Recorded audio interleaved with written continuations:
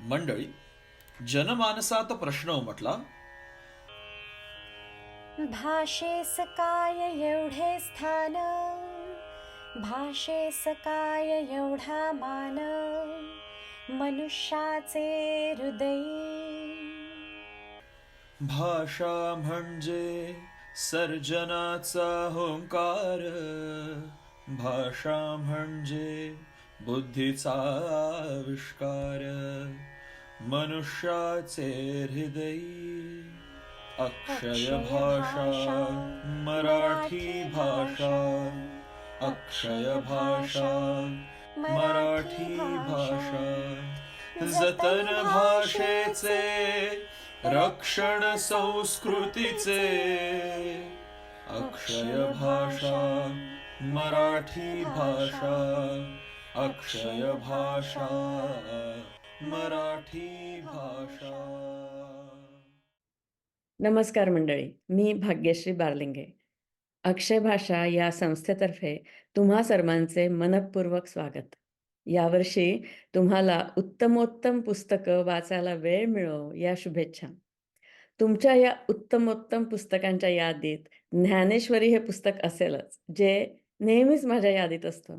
ज्ञानेश्वरी हा एक समुद्र आहे आणि त्याची गाज मला सतत ऐकू येते. मी ते वाचायला उघडते, त्यातून प्रकाश बाहेर येतो आणि मला दिपवून टाकतो. मी ते वाचण्याचा प्रयत्न करते आणि शब्दांच्या, अर्थांच्या लाटांमध्ये मी गटांगळ्या खायला लागते. हा अनुभव माझ्या पिढीच्या बहुतेकांना येत असावा, असं म्हणून मी स्वतःचं सांत्वन करते. मग असं वाटतं, की या अमृताच्या समुद्रात सदैव आणि सहज डुंबणारी व्यक्ती, त्याच्या शब्दार्थांच्या लाटांवर स्वार होणारी व्यक्ती आपल्याला मार्गदर्शक म्हणून हवी आणि माझ्या अपूर्व भाग्याने अशी व्यक्ती आज इथे हजर आहे. ती व्यक्ती म्हणजे डॉक्टर रवींद्र थत्ते. त्यांच्या रसाळ, वस्तुनिष्ठ, व्यासंगपूर्ण अशा उद्बोधक व्याख्यानाने आपले वर्ष सुरू होत आहे, याचा मला आनंद आहे. त्यांनी माझं निमंत्रण स्वीकारले हा मी माझा गौरव समजते. त्यांची औपचारिक ओळख विकिपीडियावर आहेच. व्यक्तिगत ओळख अशी की ते प्रेमळ, विनोदी, हसरे आणि तरुणांना लाज वाटेल एवढ्या ऊर्जेने नवनवीन प्रोजेक्ट्सवर काम करणारे असे प्रेरणादायी व्यक्तिमत्व आहे. मराठी माणसाला अभिमानास्पद अशी त्यांना मिळालेल्या पारितोषिकांची यादी आहे. ती यादी फार लांब असल्यामुळे ती वाचण्याचा मोह मी टाळते आहे. पण मला हे तुमच्या लक्षात आणून द्यायला आवडेल, की त्यांना केवळ प्लास्टिक सर्जरीतच पारितोषिकं किंवा मानसन्मान मिळालेत असं नाहीत. तर साहित्यिक पुरस्कार, वक्ता म्हणून पुरस्कार एवढेच नव्हे, तर बृहन्मुंबई म्युनिसिपल कॉर्पोरेशनतर्फे सुद्धा त्यांना सन्मानित केलं गेलं आहे. त्यांच्या सामाजिक भानाला दिलेली ती दाद आहे. डॉक्टर थत्तेंचं मी स्वागत करते आणि सर्वात पहिला प्रश्न त्यांना ज्ञानेश्वरीविषयी असा विचारते, की भगवद्गीता आणि ज्ञानेश्वरी या 2 ग्रंथांमध्ये काय फरक आहे? ज्ञानेश्वरी गीतेच्या तुलनेत निराळी कशी आणि त्यांचे तत्वज्ञान एकच आहे का? काही काही फरक तर अगदी स्पष्ट दिसतात. एक तर आकडे, गीतेमध्ये 700 श्लोक आहेत आणि ज्ञानेश्वरीमध्ये 9000. दुसरं असं की जी हल्ली गीता आपण वाचतो ती गीता आता तीच गीता असं ठरलं आहे. फक्त एकच 13व्या अध्यायातल्या पहिल्या श्लोकाबद्दल थोडी चर्चा आहे, पण बाकी आता गीतेत कोणी काही फरक करत नाही. पण ज्ञानेश्वरीच्या बाबतीत तसं नव्हतं. कारण कारण शेवटी ती मौखिक होती, त्यामुळे कोणीतरी ती लिहून घेतली आणि त्याच्यात लिहिताना अपभ्रंश झाले, त्यामुळे ज्ञानेश्वरीच्या अनेक प्रती उपलब्ध होत्या. झालं असं की पुढे धुळ्याला एक राजवाडे नावाचे गृहस्थ होते, इतिहास संशोधक. त्यांनी शोध सुरू केला तेव्हा बीड या मराठवाड्यातल्या गावात पटांगण म्हणजे ज्याला आपण खेळण्याचं पटांगण म्हणतो तसं नव्हे. पटांगण म्हणजे पत्र ठेवण्याची जागा. तिथे त्यांना एक जुनी ज्ञानेश्वरी सापडली आणि त्याच्यात त्यांनी अनेक निकष लावून तीच खरी ज्ञानेश्वरी असं म्हटलं. ही खरी का, याच्यासाठी ज्या वेळेला महाराष्ट्र सरकारने एक समिती नेमली, त्यावेळेला तत्कालीन सगळ्यात लोकप्रिय जी ज्ञानेश्वरी होती, जी दांडेकरांनी संकलित केली होती, तेच त्या समितीचे अध्यक्ष होते किंवा सदस्य होते. आणि त्याने असं म्हटलं की नाही, मी संपादित केलेली ज्ञानेश्वरी जरी इथे असली तरी मला असं वाटतं की ही राजवाडेपर्यंतच खरी जुनी सगळ्यात ज्ञानेश्वरी आहे. आणि पुढे असं झालं की आमच्या प्रभादेवीचं जे सिद्धिविनायक न्यास आहे त्यांनी पैसे देऊन मुंबई विद्यापीठातर्फे सरोजिनी वैद्य त्यावेळेला मराठी विभागात होत्या, त्यांनी ती छापली. पण त्याआधी त्याच्यावर केळकर आणि मंगरुळकर नावाच्या 2 पुण्याच्या विद्वानांनी त्याच्यावर टीका लिहिल्या होत्या. आणि ती कशी व्याकरणाच्या दृष्टीनं किंवा तत्वज्ञानाच्या दृष्टीनं खरी आहे असं म्हणून तिच्यावर भरपूर टीपा लिहिल्या होत्या. सो त्या प्रतीचं नाव आहे केळकर मंगरुळकर प्रत किंवा मंगरुळकर केळकर प्रत. आणखी एक फार मोठा फरक असा की समोर जरी गीता असली ज्ञानेश्वरांच्या तरी दर श्लोकावर त्यांनी ओव्या लिहाव्या असा क्रम झालेला नाही. त्यांच्यासमोर गीता होती पण काही वेळा 2 श्लोकांवर निवेदन आहे, काही वेळेला एकच आहे, काही वेळेला आदल्या ओळीचं पुढच्या ओळीच्या नंतर येत आहे. याचा अर्थ असा झाला की जरी त्यांनी गीतेतलं सार घेतलं तरी ते अगदी अनुक्रमानं घेतलं असं दिसत नाही. आणखीन एक बारकावा असा की गीतेत सांगितलं तत्वज्ञान आणि ज्ञानेश्वरीत सांगितलेलं तत्वज्ञान तेच आहे की नाही. त्याच्यामध्ये पण आणखीन एक छोटीशी भानगड आहे ती अशी की गीतेचं लेखन 3 लेखकांनी केलं आहे असं म्हटलं जातं. आता मूळ परंपरा काय आहे की ती व्यासाने सांगितली, मग त्यांनी गणपतीला सांगितलं की तुला समजेल अशा तऱ्हेनं तू ती लिही, नाहीतर मी थांबीन, कारण मी कधी तुला प्रश्न विचारेन याचा अर्थ काय. परंतु ती पुढे श्रीकृष्णाने सांगितली आणि नंतर महाभारत संपल्यानंतर वैशंपायन, जनमेजय आणि सौती यांनी संकलित किंवा संपादित केली असं त्याचा इतिहास आहे. तर ज्ञानेश्वरीमध्ये निर्दळ्या प्रकारचे तत्वज्ञानाचे विचार आहेत. पहिल्या लेखकांनी फक्त तत्वज्ञान दिलं, दुसऱ्या लेखकांनी सुद्धा तत्वज्ञान दिलं, एक तिसरा लेखक जो आला त्यांनी निर्गुण किंवा निखळ तत्वज्ञान थोडं बाजूला ठेवून श्रीकृष्णाला जास्त मध्ये आणलं, त्याला अवतार स्वरूप दिलं आणि त्या दृष्टीनं गीता लिहिली. त्यामुळे जसा गीतेत हा फरक आहे, केवळ तत्वज्ञान आणि धर्माचं आणि देवाचं मिश्रण, तसं ज्ञानेश्वरी उमटलंय. परंतु त्याहून अधिक असं की ज्ञानेश्वर नाथपंथीय म्हणजे शैव संप्रदायाचे होते आणि गीता ही विष्णू संप्रदायाच्या श्रीकृष्णानं सांगितलेली आहे. त्यामुळे त्या तत्वज्ञानात थोडे सूक्ष्म फरक आहेत. उदाहरणार्थ हठयोग किंवा ध्यानयोग या गोष्टी ज्ञानेश्वरांना जास्त पसंत आहेत, त्याच्यात ते जास्त वाकबगार आहेत. त्यांचा कल अथर्ववेदाकडे आहे असं म्हणता येईल, कारण अथर्ववेदातली गणेश नावाची जी देवता आहे ती ज्ञानेश्वरीच्या आधी येते आणि ती नंतरही ती गीतेमध्ये ज्ञानेश्वरीमध्ये सर्वत्र दिसते. गणपती ही गोष्ट गीतेत नाही, तेव्हा तसे सुद्धा फरक आहेत. अगदी एक ढोबळ उदाहरण द्यायचं झालं तर गीतेमध्ये मायावाद भरपूर सांगितलेला आहे. उदाहरणार्थ एक पाणी आहे, त्याच्यावर वारा आला, मग त्याच्यामध्ये तरंग उठले, मग वारा पडला, मग तरंग गेले, मग काय उरलं तर पाणी उरलं. मग हे तरंग काय आहेत तर हे तरंग माया आहेत. अशा तऱ्हेचं वर्णन गीतेमध्ये भरपूर सापडतं. तेच वर्णन ज्ञानेश्वरीमध्ये जरी असलं तरी ते एके ठिकाणी असं म्हणतात की विश्वाला सारून मला बघावे असा मी नाही, मी विश्वच आहे. किंवा एके ठिकाणी ते म्हणतात विश्वची खरे तर वस्तुप्रभा म्हणजे जी ब्रह्माची प्रभा आहे ती जी पडली आहे त्यामुळे विश्व झालंय. अर्थात हा विषय फार खोल आहे, तेव्हा आपण पुढच्या प्रश्नाकडे वळू. दुसरा प्रश्न असा की भारतीय तत्वज्ञान आणि पाश्चिमात्य फिलॉसॉफी यात काय फरक आहे? एक फार महत्वाचा फरक असा की भारतीय तत्वज्ञान धर्माअंतर्गत आहे. धर्म आणि तत्वज्ञान अशी फारकत नाही आपल्याकडे. बरं. ते बुद्ध असो, जैन असो, हिंदू असो, कोणी असो, चार्वाक असो, कोणी असो, तत्वज्ञान आणि धर्म एकच. बरं. पाश्चिमात्य तसं नाहीये. दुसरं, पाश्चिमात्य धर्मांमध्ये बहिर्मुखता जास्त आहे, हम्म. आपल्यामध्ये अंतर्मुखता जास्त आहे. बरं. तिसरी गोष्ट म्हणजे पाश्चिमात्य धर्मांमध्ये तत्वज्ञानात नाही, द्वैत आहे.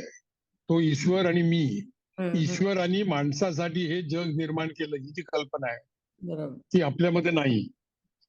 आपल्याकडे सगळंच अद्वैत आहे. अर्थात त्याची निरनिराळी रूप आहेत, ते ठीक आहे. पण प्रत्येक माणसामध्ये परमेश्वराचा अंश असतो. हे जे आहे हे पाश्चिमात्य धर्मांमध्ये नाही. बरं, बरं. तो निवाडा करणार आणि तो निवाडा करताना तुम्ही किती चांगले वागत असलात तरी तुमचा जर त्याच्यावर विश्वास नसेल तर तुम्हाला चांगलं फळ मिळणार नाही असातला भाग आहे. इथे आपल्याकडे तसं नाहीये. आपल्याकडे व्हिलन किंवा डेव्हिल ही कल्पनाच नाहीये. बरं. आपल्याकडे व्हिलन आणि डेव्हिल ही कल्पना नाही. थोडी बौद्धिक धर्मात आहे पण तरी सुद्धा ती नाहीये. सो खळांची व्यंकटी सांडो असं जे म्हटलंय तो खळ सुद्धा ईश्वराचाच भाग आहे. बरं. दुसरं आपल्याकडे पद्धती चक्राकार आहे. म्हणजे आपल्याकडे पुनर्जन्म पुनर्निर्माण हे सतत चालू असतं. पण शेवटी जेव्हा मिटतं तेव्हा ब्रह्मात जातं. तसं पाश्चिमात्य धर्मांमध्ये नाही. पाश्चिमात्य धर्मांचा वेग बाणासारखा आहे. ते सुरुवात झाली तो बाण, नंतर तो बाण पडला, नंतर निवाडा होणार आहे अशा प्रकारची आपल्याकडची कल्पना थोडी जास्त नैसर्गिक आहे. आणि अर्थात त्यांच्यामध्ये सुद्धा जो सुफी पंथ आहे तो अद्वैत मानणार आहे. सो प्रत्येक धर्मामध्ये त्या अद्वैताची कल्पना आहेच. आपल्याकडे विज्ञान आणि ज्ञान एकत्र सांगण्याची पद्धत आहे. उदाहरणार्थ ज्ञानेश्वर म्हणतात की प्रपंचाचे ज्ञान ते विज्ञान कबूल आहे, परंतु त्याशी म्हणे जो ज्ञान तो अज्ञान. ज्ञान विज्ञानाच्या पलीकडे आहे असं त्याच्यामधला भाव आहे. आदर्श माणूस कसा असावा याचे निकष ज्ञानेश्वरीत लिहिले आहेत काय? आणि ते कुठल्या भागात लिहिले आहेत, ते काय आहेत हे जाणून घ्यायला आवडेल. मूलभूत प्रश्न असा आहे, पाश्चिमात्य तत्वज्ञानामध्ये माणूस झाला ती त्याची अवनती झाली असा जो आहे ना तो, तशी जरी कल्पना नसली तरी चैतन्यातनं जीव निर्माण झाला अशी कल्पना आहे. आणि या जीवाला उपाधी आहेत. जीवाला काय उपाधी आहेत? याला मन आहे, त्याला शरीर आहे, त्याला बुद्धी आहे, त्याला भावना आहेत, त्याला इच्छा आहेत, त्याला ईर्षा आहे, त्याला महत्वाकांक्षा आहे, आकांक्षा आहे, आशा आहे. या सगळ्या गोष्टी उपाधी आहेत. आणि ते चैतन्य असं न्यूट्रल आहे, ते या भानगडीत पडत नाही. असं जर आहे तर मग काय होतं, मग माणसाला असं वाटतं की मी हे मिळवलं, मी हे केलं, माझ्यामध्ये या उपलब्धी आहेत त्यामुळे माझ्यामुळे हे घडलं वगैरे, ही जी कल्पना आहे ती पेरिफेरल आहे. कारण मूळ जे चैतन्य आहे त्याच्यामुळे हे सगळं निर्माण झालं. म्हणून मी या प्रश्नाचं उत्तर देताना 4थ्या का 5व्या अध्यायातला एक श्लोक घेतलाय की मी करतो असे न म्हणता काहीतरी होते आहे किंवा कोणीतरी करते आहे ही भावना सतत मनात बाळगली पाहिजे. कारण शेवटी ऊर्जेचा स्त्रोत तो आत्मा किंवा ते चैतन्य आहे. दुसरं, आणि मी जरी स्वस्थ बसलो आणि काही करत नाही असं म्हणालो तर तेही काही खरे नाही. किंवा कारण कोणीतरी काहीतरी व्यवस्था बघतो आहे किंवा बघते आहे ही जी जाण आहे त्याला ज्ञान म्हटलंय. हे जर ज्ञान झालं तर मग कर्माचा जो वेढा पडतो तुम्हाला की मी हे केलं याच्यामुळे झालं, तो कर्माचा वेढा सुटतो आणि मनुष्य आदर्श होण्याच्या मार्गाला लागतो. अर्थात त्याला अडथळे असतात सतत, कारण त्या उपाधी त्याला स्वस्थ बसू देत नाहीत. तुम्ही जर 2 संभाषणात लोकांचं ऐकलं तर मी असं केलं, मी असं म्हणालो, किंवा माझ्यासारखा वाईट माणूस नाही तू माझ्या विरुद्ध जाऊ नको, त्याच्यामध्ये सारखा तो मी असतो. तो मी कोण आहे? तो मी तो उपाधीचा एक भाग आहे. पण त्याच्यावर ज्या ओव्या सांगितल्या त्या फार गमतीदार आहेत, त्याही मी निवडल्यात आज. ज्या वेळेला तुम्ही विहिरीत डोकावून बघता त्यावेळेला तुमचं प्रतिबिंब जे विहिरीत पडतं ते प्रतिबिंब म्हणजे मी नाही हे जसं तुम्ही ओळखता त्याप्रमाणे हा जो मी आहे ते प्रतिबिंब आहे, तो खरा मी नव्हे. तो खरा मी म्हणजे तो चैतन्य आहे किंवा आत्मा आहे अशी समजूत सतत करून घेणे म्हणजे ज्ञानाकडे प्रवास होणे असा एक अर्थ दिलाय. हे सगळं फार अवघड आहे. आणि हे अशक्य असतं. पण तरी सुद्धा निदान ही जाण हवी, कारण दरवेळेला ज्या वेळेला सुखदुःखाच्या गर्तेत मनुष्य सापडतो, आपण सगळे सापडतो, त्यावेळेला वाक्य कसं वापरायचं त्याच्यामध्ये पण क्लृप्ती असते. मी दुःखी आहे असं म्हणण्यापेक्षा मला जे होत आहे त्याला दुःख म्हणतात, या दोन वाक्यांमध्ये फरक आहे. सो देअरफॉर ज्याला साक्षी भाव म्हणतात, कारण मनामध्ये फक्त तीनच भावना जागृत होऊ शकतात. तुम्हाला मिळालं तर सुख लागतं, नाही मिळालं तर दुःख होतं, आणि आपल्याला जे पाहिजे ते तिसऱ्याला मिळालं की द्वेष होतो. अशी एक साधारण कल्पना आहे. त्या तिघांकडे जाऊन आपण जसं नाटक बघतो तसं नाटक बघण्याचा प्रयत्न करावा, असा उपदेश करण्यात आलेला आहे. आणि त्याच्यामध्ये आता ही जी प्रतिबिंबाची कल्पना आहे, तुम्हाला ती गोष्ट माहिती आहे ना, सिंह प्रतिबिंबाकडे उडी मारून स्वतःच विहिरीत बुडून मरतो. आपण काही सिंह नाही, आपण बुद्धिमान आहोत. त्यामुळे ही जर लक्षात आलं तर, आणि ते आपण पटकन ओळखतो, अरे मी नाही, हा हे तर प्रतिबिंब आहे. तसं मीच प्रतिबिंब आहे, आणि माझा मनातला जो मी आहे तो निराळा आहे, हे एक. किंवा त्यांनी ती विज्ञानाची ओवी आहे ती, की आपल्याला असं वाटतं की सूर्य प्रदक्षिणा घालतो, पण सूर्य काय प्रदक्षिणा घालत नाही. सूर्य तिथेच असतो, तो आपला भ्रम असतो. त्या ओवीची उपमा देत ते असं म्हणतात की सूर्य तसाच असतो, तटस्थ असतो, एकेच ठिकाणी असतो, तो योग्यासारखा असतो. त्याप्रमाणे आपण व्हायला पाहिजे. तो भ्रम आपण काढला पाहिजे की सूर्य फिरतोय तसा योगी दिसतो, तो सगळं करतो, सगळ्याच असतो, सगळ्यांसारखा वागतो, सगळ्यांसारखा दिसतो, परंतु तो अंतर्मय आम्ही स्थिर असतो, शांत असतो, अचल असतो, असं ते आयडियालिस्टिक वर्णन आहे. आणि आपल्याला जे अनेक भ्रम होतात आयुष्यामध्ये, त्याच्यातला एक भ्रम फार सुप्रसिद्ध आहे, की तुमची पाण्यामध्ये जर नाव जात असेल तर आपल्याला असं वाटतं की वृक्ष उलट्या बाजूने जात आहेत. तसं काही नसतं, वृक्ष तिथेच असतात. तेव्हा ज्या भावना, इच्छा, महत्वाकांक्षा, आकांक्षा वगैरे ज्या सगळ्या येतात, त्यांना तुम्ही निरखून पहा, त्याच्यामधली या उणीवा ओळखा.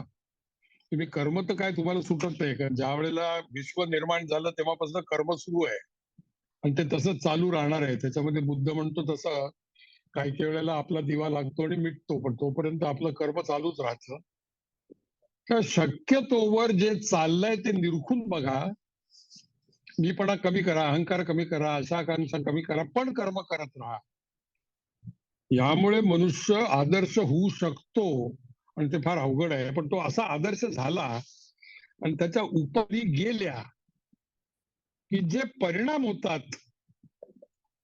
त्या परिणामांचं 13व्या अध्यायात वर्णन आहे. ते सद्गुणांचं वर्णन म्हणून आलंय, आणि त्याचे एक एक शब्दात ते गीतेत वर्णन आहे. परंतु 2-3 सद्गुण मी इथे घेतले आहेत. अशा माणसाला चढाओढीचा उबग असतो, मान सन्मान त्याला जड वाटतात, आणि जर मान सन्मानाची वेळ आली तर जसा हरिण पारध्याला बघून घाबरतो तसा तो घाबरतो, असं ते वर्णन आहे.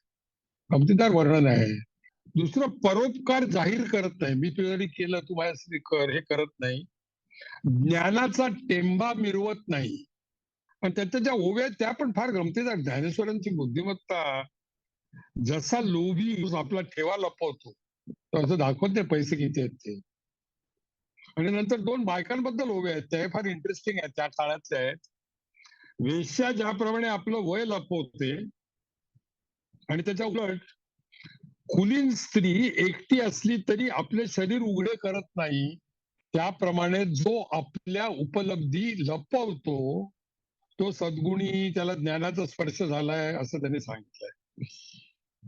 निरहंकार, माझ्यात अहंकार नाही असं सांगताना, हे मी केले, हे माझ्यामुळे सिद्ध झाले असं म्हणत नाही. मगाशी तो श्लोक सांगितला तसं, की मी काहीतरी करतो असं आपल्याला वाटतं, तर आपण काहीच करत नसतो. There is something else.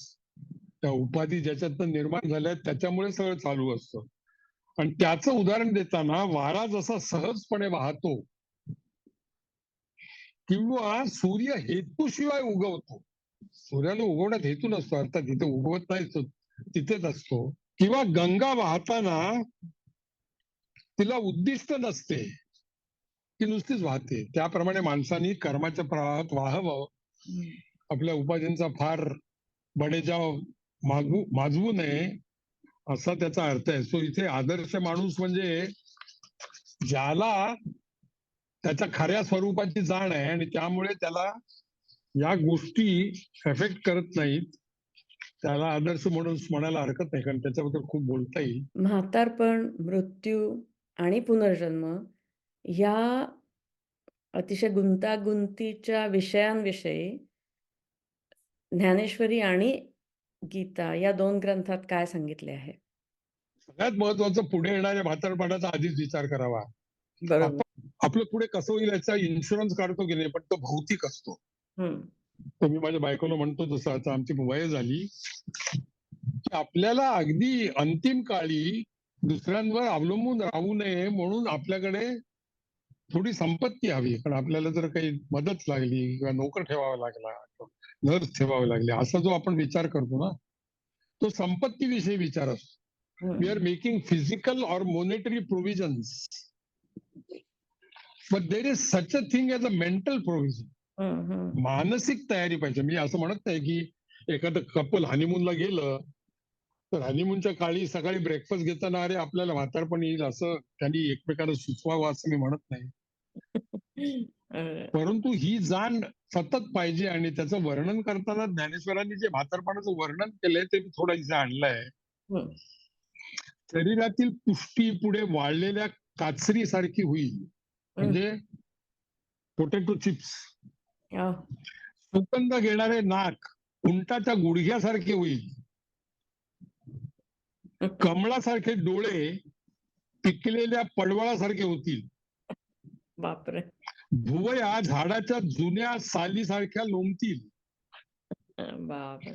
जे ओठ विड्याने रंगवत असे ते ओठ थुंकी आवरू शकणार नाहीत.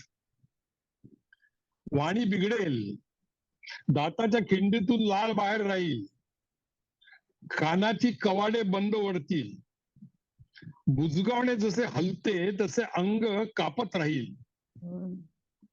पायात पाय अडकतील, हात वाकडे होतील, हं. तारुण्यातले सौंदर्य पुढे सोंगासारखे दिसू लागेल. बायका मुले अशा माणसांना बघून घाबरतील आणि मग शेजारी पाजारी मला लागलेल्या ढासेने कंटाळून हा मेला तर बरा असे म्हणतील. असं वर्णन केलेलं आहे. आता हे सगळं वर्णन मी ज्या वैज्ञानिक विषयाचा एक्सपर्ट आहे, हं. त्याला एस्थेटिक किंवा कॉस्मेटिक सर्जरी म्हणतात, ते हल्ली करून घेतात. बरोबर. परंतु या लोकांनी स्वतःची मानसिक तयारी न केल्यामुळे हं. त्यांना जे झालं आहे त्याच्याशी ते कोप करू शकत नाही, हा एक भाग आहे. हं. आणि दुसरं, डिस्पोजेबल इन्कम इतकं वाढलंय की व्हाय नॉट मी, असा जो भाव आहे हं, हं. त्याचा प्रचंड मोठा हल्ली धंदा आहे. हं, पण हं. तो महत्वाचा मुद्दा नाही. तुमच्याकडे 4 पैसे असतील तर ते तुम्ही करून घ्या, म्हणजे आरशामध्ये बघताना तुम्हाला बरं वाटेल. हे जरी असलं हं. तरी तुम्हाला तुमच्या म्हातारपणाची तयारी लवकर करावी लागेल. हा जो मुद्दा आहे तो फार महत्वाचा व्यावहारिक मुद्दा आहे हं. आणि तो तत्वज्ञानाच्या पुस्तकात आलेला आहे. बरं. त्याचे 1-2च शब्द आहेत गीतेत. हं, हं. ज्ञानेश्वरांची खासियत अशी की त्यांनी हे जे लोकवाङ्मय केलंय, हं, हं. कारण पिकलेलं पडवळ लोकांना समजतं हं, हं. किंवा शेजारच्या माणसाला धाच लागली ते त्या लोकांना कळतं. अशी जर वर्णनं केली तर मग जो मुद्दा त्यांना सांगायचा आहे, कारण हे श्रीमंत माणसाला आणि गरीब माणसाला लोकांना सारखंच होणार आहे. बरोबर. सो या म्हातारपणाची तयारी, आता मला माहिती नाही ती ऍव्हरेज एज जे लोक आले ते बहुतेक 40च्या पलीकडे असणार. हे खरं म्हणजे 40च्या अलीकडचे जे लोक आहेत त्यांनी ऐकायला पाहिजे, पण ते होत नाही, हं, कारण हे जग काही चांगलं नाही. हं. जे ज्या काळात ऐकायला पाहिजे, म्हणून याच बाबतीत पुढे म्हातारपण येणार आहे, म्हणून तरुण वयातच सुभाषित ऐका, हं. तरुण वयातच याचा विचार करा, तरुण वयातच जी म्हातारी माणसं आहेत त्यांचे अनुभव ऐका, अशा पण ओव्या आहेत. सो हे जे म्हातारपणाचं व्यावहारिक सत्य आहे ते मला मी आरशात बघतो ते मला दिसतंय ना, ते जर लक्षात आलं तर मग जास्त सुसह्य होईल आयुष्य, असा हा व्यावहारिक सल्ला आहे. हे ज्ञानाच्या लक्षणात सांगितलंय. बरं. कारण शेवटी तू जो मरणाचा प्रश्न काढलायस, मरणाचा प्रश्न, हो. मृत्यू हो. मृत्यूचा प्रश्न आहे ना, ही फार विवादास्पद बाब आहे. जीवाचे जे 6 भाग सांगितले, एक तर निर्माण म्हणजे कन्सेप्शन, हं. मग जन्म, बर्थ, वाढ, ग्रोथ, परिपक्वता, मॅच्युरेशन, झीज, एट्रिशन आणि मग मृत्यू. तर आपण जे बघितलं ती परिपक्वता अशात की आता जे होणार आहे त्याची आधीच सूचना असली तर ज्याप्रमाणे मनुष्य तयार असतो, त्याच्यामध्ये सुद्धा त्यांच्या ओव्या आहेत की जर नदीला महापूर आलेला असेल तर माणूस जसा कसोटा धोत्राचा बांधून तयार असतो त्याप्रमाणे म्हातारपणासाठी तयारी पाहिजे वगैरे. हं, हं.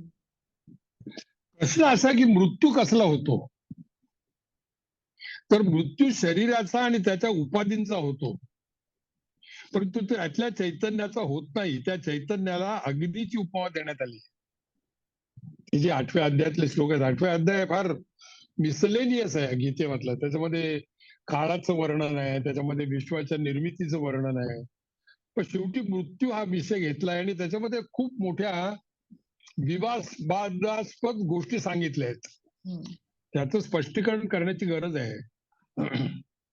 मोक्ष हा जो फार गहन विषय आहे, मोक्ष म्हणजे सुटणे, त्याच्याविषयी आहेत त्या.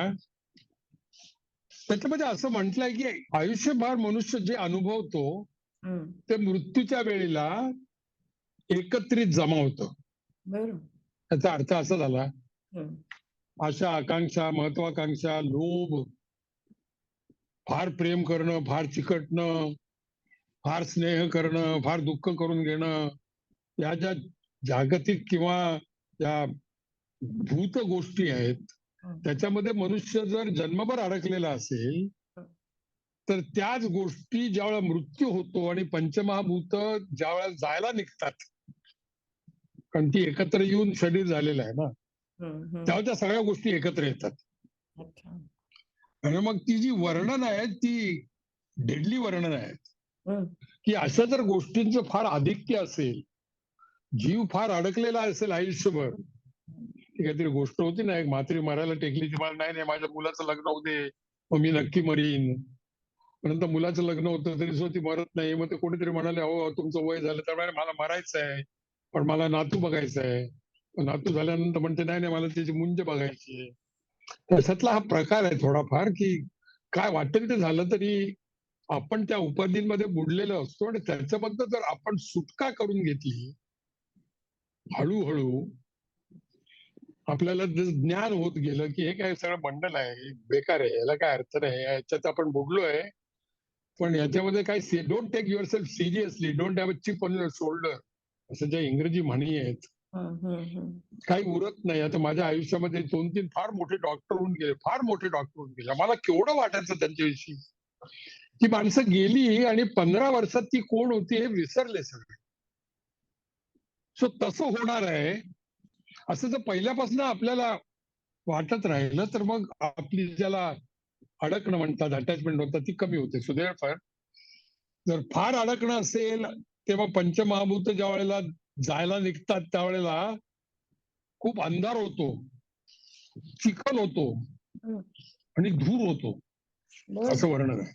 बरं. चिखल म्हणजे इट्स लाईक क्वागमायर ज्याला इंग्रजीत म्हणतात. धूर म्हणजे जीव कोणतो, हं. अंधार होतो, काय आहे ते कळत नाही, असा एक भाग झाला.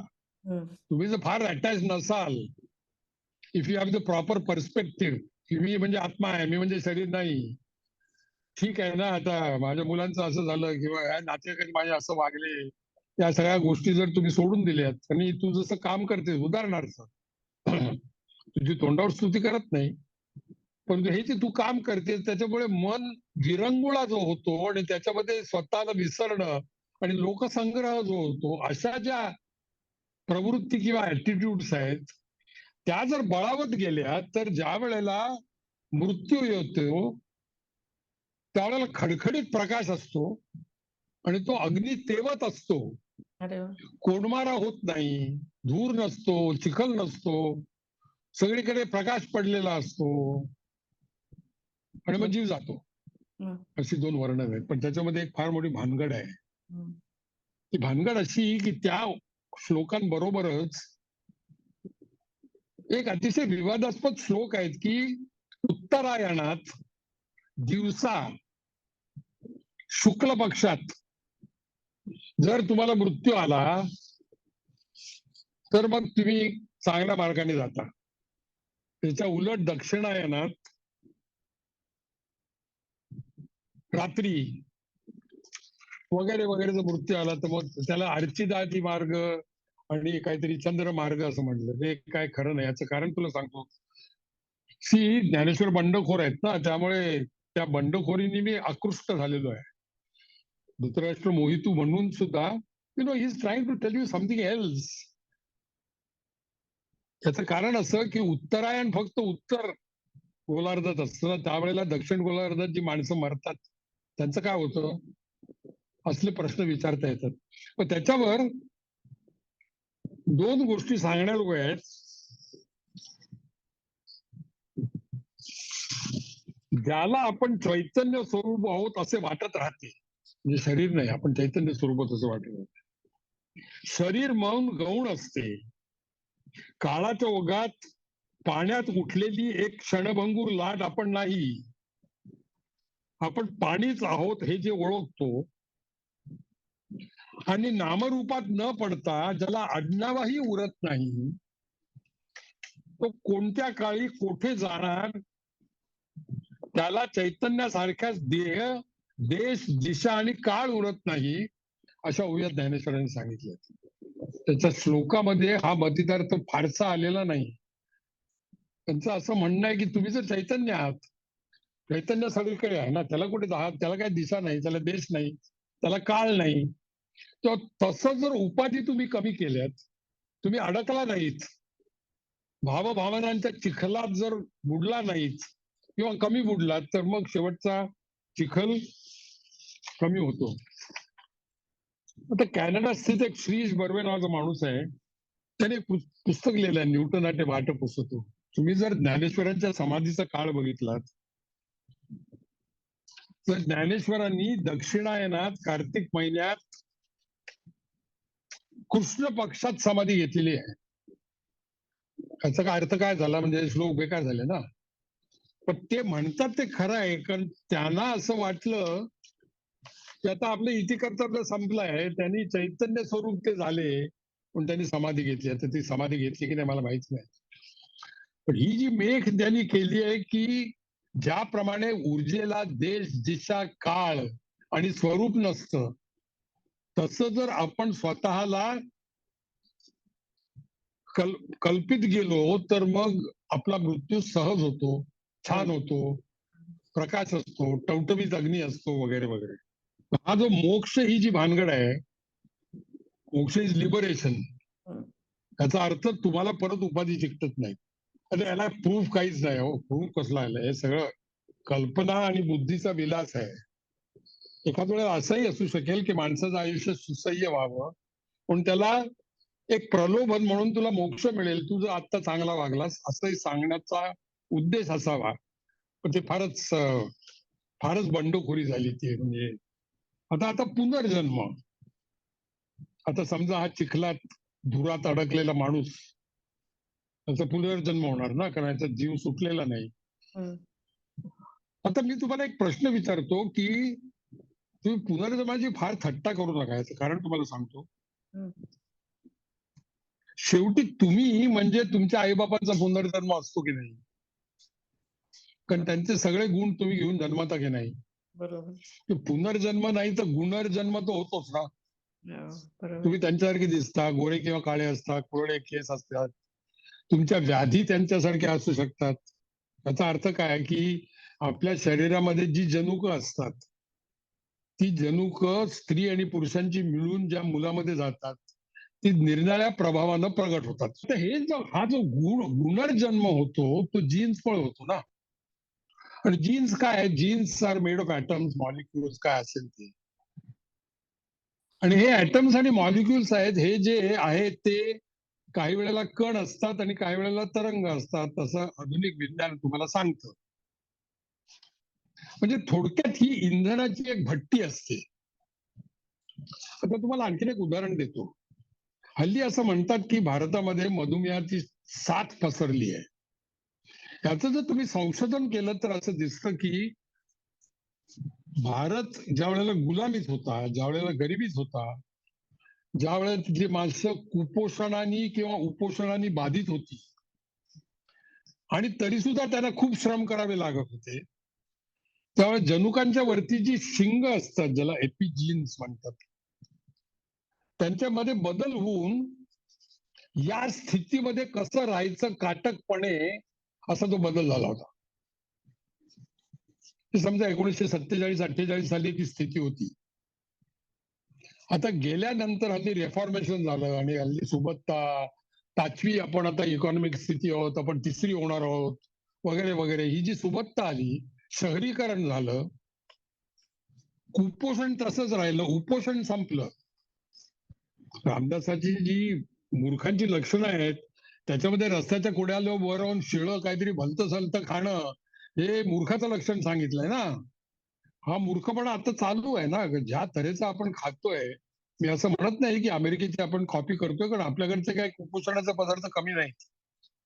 एनी केस, अशा स्थितीमध्ये त्या जनुकांच्या शिंगांना भ्रम झालाय की आता करावं काय. तर त्यांनी अशी व्यवस्था केली होती की उपोषण आणि श्रम याचं कॉम्बिनेशन मध्ये जीव तगेल. आता एकदमच साखरेचं प्रमाण वाढलं आणि श्रम कमी झाले, त्यामुळे मधुमेहाची साथ आली. हा झाला जेनेटिक प्रभाव. आता पुढचा प्रश्न असा आहे, तो जे कणतरंग आहेत, हे जर अशा तऱ्हेनं बदलत असतील आणि ऍडजस्ट करत असतील आणि उत्क्रांत होत असतील, एक सुप्रसिद्ध प्रयोग आहे पदार्थ विज्ञानामध्ये की एकाच क्षणाला 2 बाजूला अतिशय प्रकाशाच्या वेगाने 2 कण सोडले आणि एकाला डिवचला तर दुसरा वळवळला. याचा अर्थ असा झाला की हे जे वैश्विक भान आहे आपल्यामध्ये ते आहेच.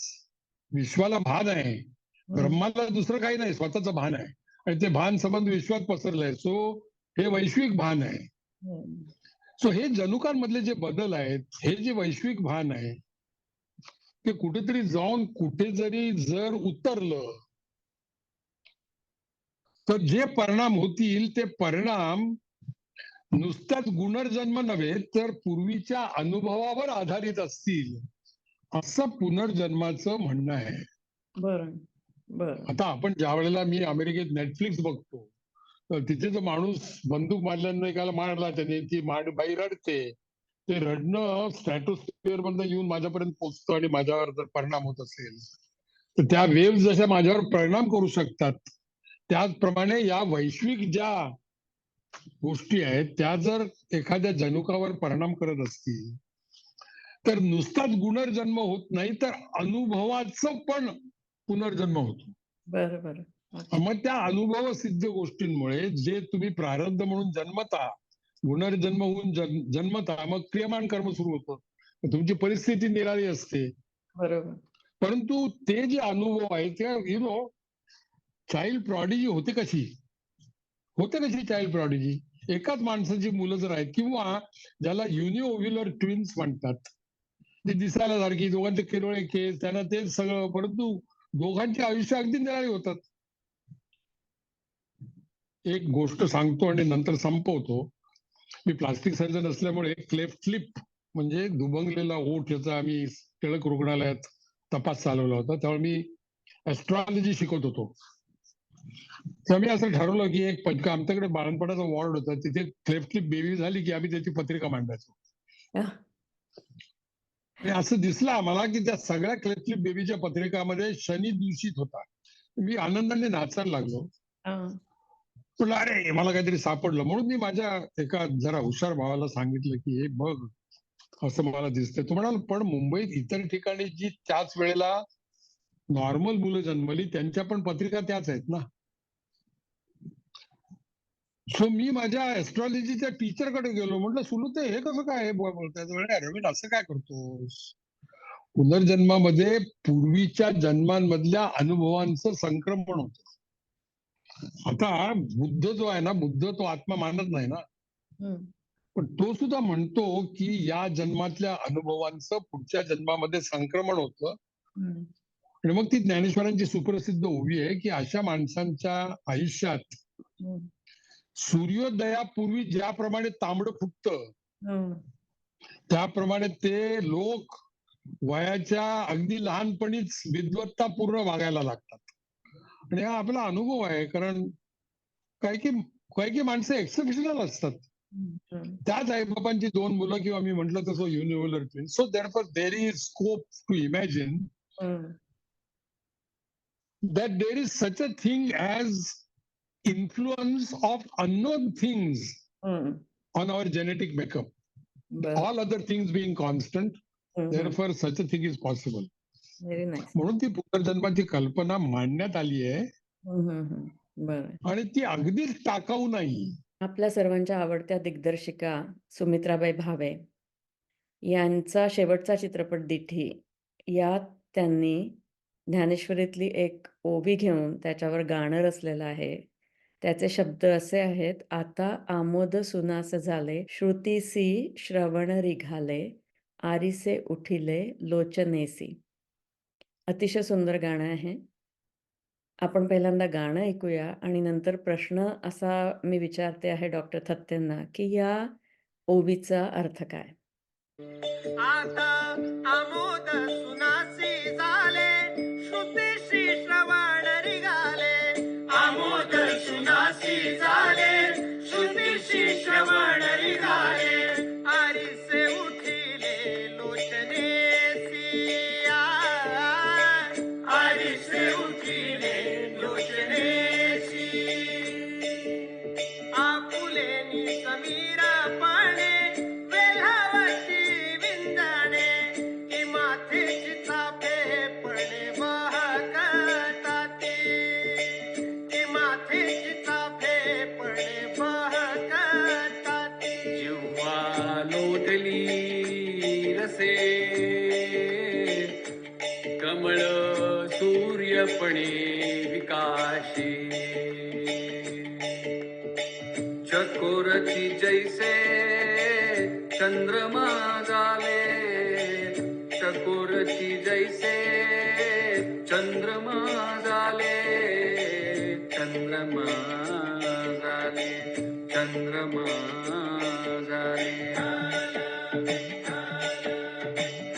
फुलेची झाली भ्रमर, फुलेची झाली भ्रमर, तरुणीची झाली नर. झाले फुले शेजार, निद्राळूची निद्राळूची. ऐसे ध्यान अज्ञानी आले, अज्ञान ध्याने गेले. ज्ञान अज्ञानी आले, अज्ञान ध्याने गेले. हे दोन्ही वांझवली, दोन्ही झाली. ये दोही वांझवले, दोन्ही झाली. दोन्ही झाली आता. आमोद सुनासी झाले, श्रुतीशी श्रवण रिगाले. आरिसे उठिले लोचनेसी. आरिसे उठिले लोचनेसी. आणि बरं. ती ज्ञानेश्वरांची अद्वैताची कल्पना आहे. बरं. त्याच्यामध्ये असं आहे की रजनीश एक गोष्ट सांगतात की समजा तुम्ही एका पक्षाकडे बघत आहात, हं. तर तुम्ही कुठे असता? तुम्ही पक्षात असता, तुमच्यात असता, की पक्षी आणि तुमच्यामध्ये जे अंतर आहे तिथे असता? हां. असा प्रश्न आहे. बरं. तर हे द्वैताच्या पलीकडे जे जाणं आहे हं, हं. ते विंदा करंदीकरांनी जे अर्वाचीनीकरण केलंय त्या गाण्याचं, तर तेच गाणं आहे. आता सुगंध नाक झाले, हं. शब्दालाच कान फुटले, हं. डोळ्यांमध्येच उमटले आरसेही. तुम्ही आरशात बघता ना डोळ्याने, तर डोळ्यामध्येच आरसे फुटले. स्वतःच्याच वाऱ्यावरती पंखे स्वतःच हेलावती, चाफे होऊन दरवरती मस्तकेच. मस्तकावर चाफे घालतात ना, मस्तकच चाफा झालं. जिव्हाच रसरसरी रसे, हं. कमल उमले सूर्यसे, हं. आणि चकोर होत असे चंद्रमाचं. ती चकोराची गोष्ट आहे ना, तो चंद्रकिरण घेतो हं, हं. आणि कमल सूर्य आल्यावर उमलतं. हं. तर कमळच जर सूर्य झालं तर मग उमलण्याचा प्रश्नच कुठे आहे? बरोबर. हे जे अद्वैताच्या कल्पना आहेत, फुले झाले भ्रमर, भ्रमर फुलावर बसतो ना, तोच जर भ्रमर झाला तर काय होईल? तारुण्य झाले नर, झाला आपले शेजवर झोपाळूच. अशा ज्या कल्पना आहेत, नाकच सुगंध झाले, म्हणजे नाक फुलाकडे जाऊन सुगंध घेणं ही जी क्रिया आहे ती जेव्हा संपते तेव्हा नाकच सुगंध झाले, ते फुलही जातं. सो ही अद्वैताची जी ज्ञानेश्वरांची कल्पना आहे ती या अमृतानुभव अर्वाचिनीकरण पुस्तकात जीवनमुक्त दशा कथन. तर जीवनमुक्त म्हणजे जीव ही जी कल्पना आहे ती ज्या वेळेला समरस होते चैतन्याशी, तेव्हा नाकही गेलं म्हणजे सुगंधही गेला, ते एकच झालं सगळं. त्यावेळेला जे होतं ते जे अद्वैत आहे तो हा भाग आहे. हा प्रश्नोत्तरांचा कार्यक्रम असा चालू राहावा असं आपल्या सर्वांनाच वाटत असेल. तुम्हाला बरेच प्रश्न असतील ज्ञानेश्वरीवर, मला पण आहेत, पण वेळेअभावी आपण इथे थांबूया. मी डॉक्टर रवींद्र थत्ते यांचे मनापासून आभार मानते. ते अतिशय व्यग्र आहेत वेगवेगळ्या उपक्रमात, तरी पण त्यांनी माझ्या विनंतीला मान देऊन हा कार्यक्रम केला, याबद्दल मी त्यांची ऋणी आहे. तुम्ही सगळ्यांनी आपली रविवारची सकाळ आमच्याबरोबर घालवलीत याचा मला अतिशय आनंद आहे. पुढच्या कार्यक्रमाला आपण भेटूया. अक्षय भाषा यूट्यूब चॅनल आणि अक्षय भाषा संस्थेची वेबसाईट akshayBhasha.org या 2 स्थळांना जरूर भेट द्या. तुमचा रविवार अतिशय उत्तम जाऊ दे या सदिच्छा. नमस्कार.